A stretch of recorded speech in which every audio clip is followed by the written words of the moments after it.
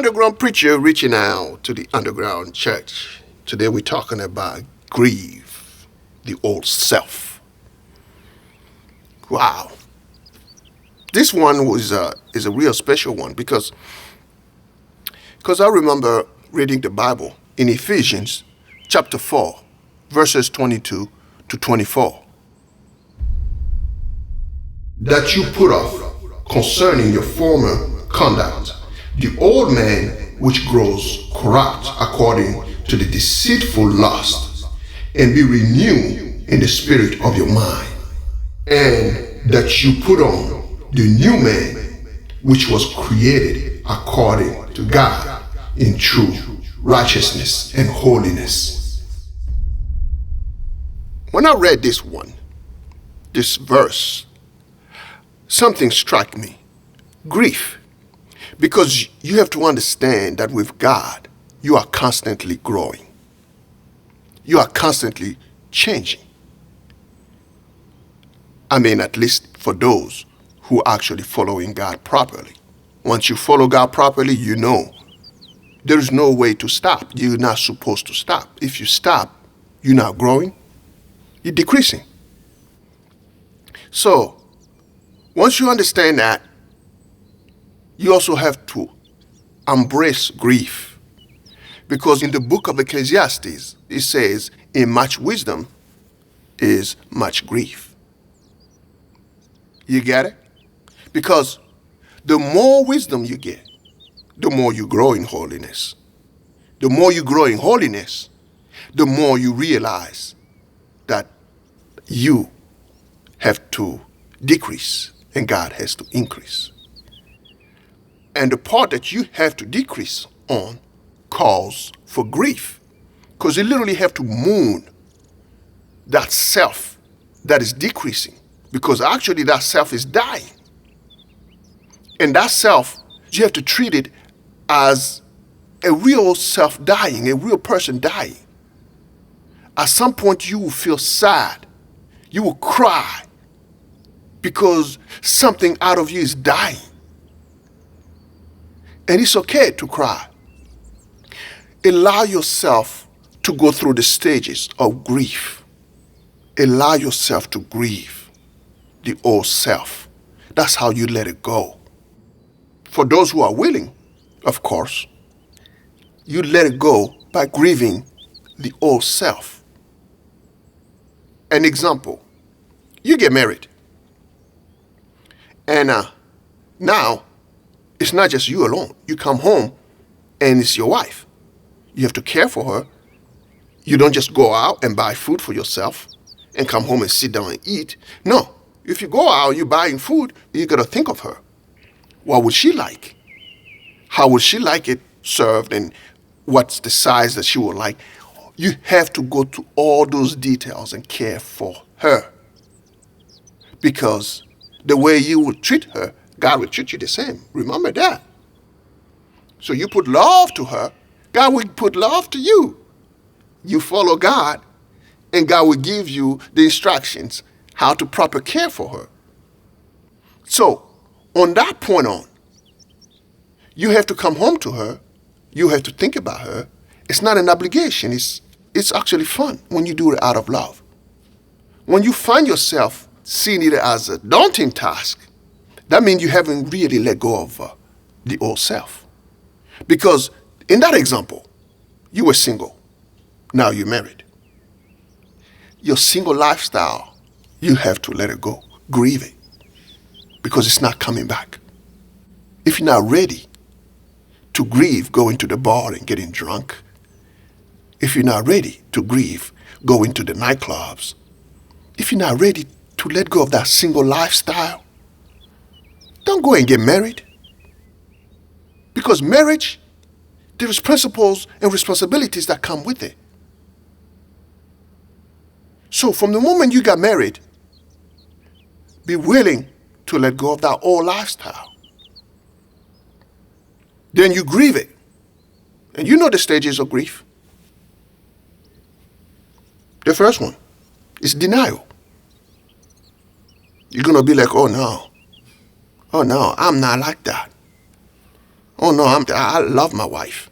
I can still go and get drunk and still take care of my wife. Do you actually took the time to sit down and talk to her and see how she really feels about it? Because a lot of men assume that it's okay for them to do that. It's okay for them to have a man cave. Now realizing that their wives are like, no, that man cave is destroying us. But she ain't going to say nothing about it because she loves you. Men are actually ahead of us when it comes to emotional and love. There is something women, did I say man? No, I meant to say woman. Women are actually ahead of us when it comes times to love, the emotional, romance. They're ahead of us. They're light years ahead of us. There's stuff they will sacrifice for us. But man, we completely clueless. We just assume that because the woman is quiet, it's fine. No. That's why one day the woman comes in and is like, hey, I want a divorce. Why? You think it's just out of the blue? No, it's not. She actually sacrificed so much, hoping that you will catch up. And you never caught up. You were too caught up in your single lifestyle. And she now figured out that you're not willing, you're not ready to let it go. So she's like, look. And even out of that, she does it out of love. Because she realized you're not ready to let go of that single lifestyle. So she's like, let me go because you're not ready. So again, if you're not ready to moon to let go of that single lifestyle, don't go and get married. You got to learn to let go of the old self. The first stage is what? Denial. So you're going to deny, no, it's actually fine. My wife is okay with it. Sit down and talk to her. And you're going to see that she ain't saying nothing because she hopes that you change. Make it a safe place for her to talk. And you're going to see. And then when you pass denial and you actually humble yourself to listen to what she's telling you, you're going to realize, oh, because once you realize that you were wrong, you're going to fight it. You're going to be like, what you mean I'm wrong? What you mean I'm wrong? You're not saying nothing about it. So don't come at me. You're going to try to defend it, and you're going to be angry about it. That's the second stage of grief. Then the third stage will be the bargaining. Oh, what if I do it like this? What if I just go to the bar or hang out with the boys for like 10 minutes? You know, just 10 minutes. Instead of doing it for an hour. The woman is still going to say, yeah, because she would take 10 minutes rather than an hour, hoping that eventually you're going to learn and let it go. Once you bargain and all that, and you figure out that, look, it's still 10 minutes, is still 10 minutes. You're still hanging out with the boys.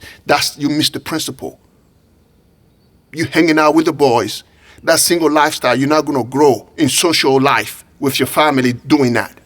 Once you realize that bargaining ain't working, and you realize that you actually have to let it go, that's depression.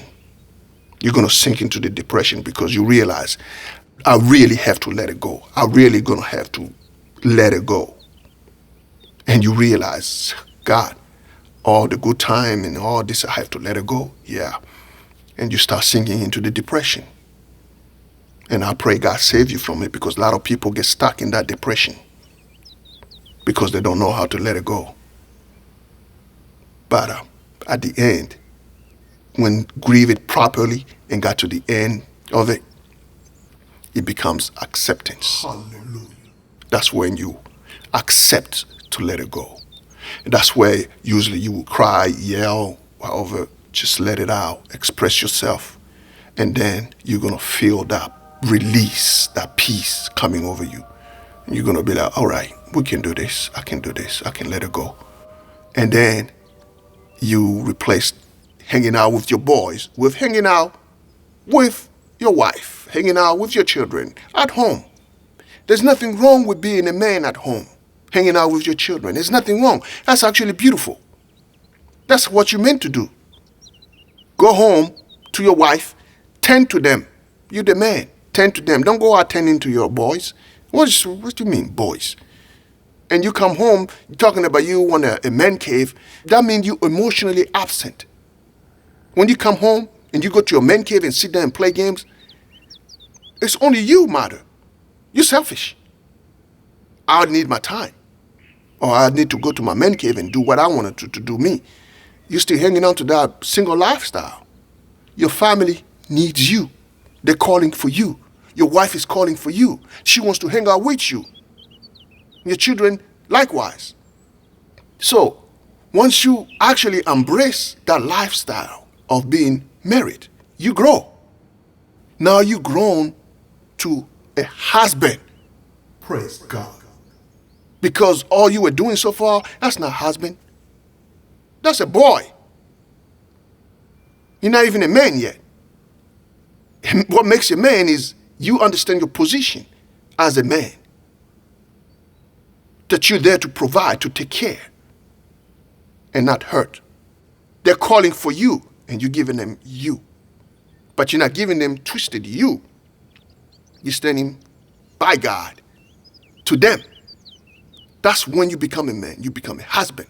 Because being a husband is a ministry. Don't let nobody lie to you. It is important. If you're missing in the life of your children going to grow up wounded. So being a husband is your first important ministry. Don't underestimate it. It's important. So when you embrace that, and then you get to that acceptance stage of grief, peace comes along. Then you grow.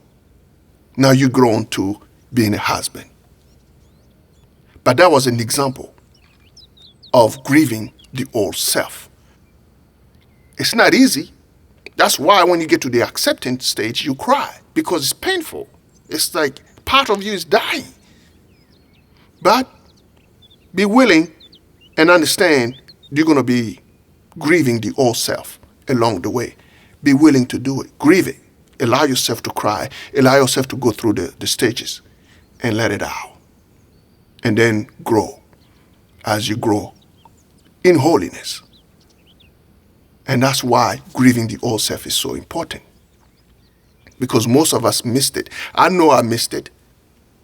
I would find myself sitting down being sad and wondering what is going on. Or I will find myself wanting to keep doing the same thing. And that's when God will be like, no, that's gone. That's no more. And one of the major examples we have is people still want life to go back to normal. Grieve it. Life ain't going back to normal. Life is going to be life. Embrace life as it is. Grieve it, let it go, and grow. Things constantly changes. Like Jesus said it. Be as wise as serpent and as harmless as dove. If you look at it, when he said be as wise as serpent, some translation would say flexible. Because a serpent, you cannot break him. And you can bend him, everything. He's flexible. So you got to learn to be flexible and grow. Like what's his name? Bruce Lee. He said, be water, my friend. He said, when you put water in the teapot, it becomes teapot. When you put it in the glass, it becomes the glass.